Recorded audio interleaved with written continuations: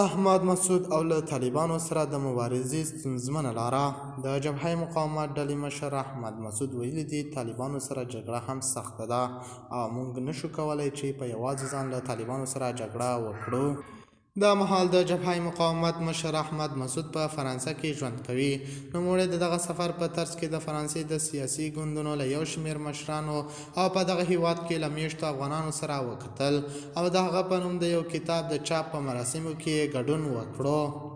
احمد مسعود د طالبانو یو له هغو څخه مخالفو مشرانو څخه دی چې لا هم د طالبانو پر ضد د وسلوالې مبارزې خبره کوي او فکر کوي چې طالبانو د وسلو له ژبې پرته به بله ژبه نه پوهیږي.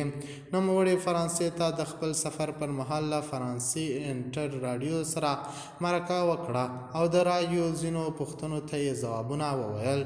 د دې مرکې د محتوا او د تحلیل لپاره اړینه ده چې ځینې ټکي بیان کړو. مسعود د مرکې په پیل کې وویل موږ یوازې یو او زه دلته راغلی یم چې د افغانانو غږ نړۍ ته ورسوم.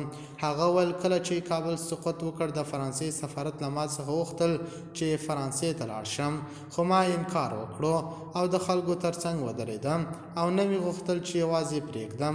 احمد مسعود د خلکو ترڅنګ ودرېدل د کابل له سقوط وروسته پنجشیر ته ولاړ او د طالبانو پر وړاندې د مقاومت اعلان وکړ.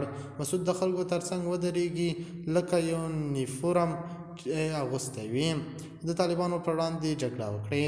خو حقیقت دا دی چې جبهه مقاومت ډلې مشر احمد مسعود د کابل د سقوط په ورځ وتښتېدو له خپل هیواد څخه او خپل خلک یې تنها پرېښودل. د جبهه مقاومت ډلې مشر احمد مسعود تاجکستان ته ولاړ او بیا له تاجکستان نه فرانسې ته ولاړ او زیاتو رسنیو دا خبرونه ورکول چې جبهه مقاومت ډلې مشر احمد مسعود په پنجشیر کې دی خو هغه اصلا شتون هلته نه درلود. د خرابات ټي وي چینل درنو لیدونکو دا و زموږ ته د مهال چمتو کړی خبر.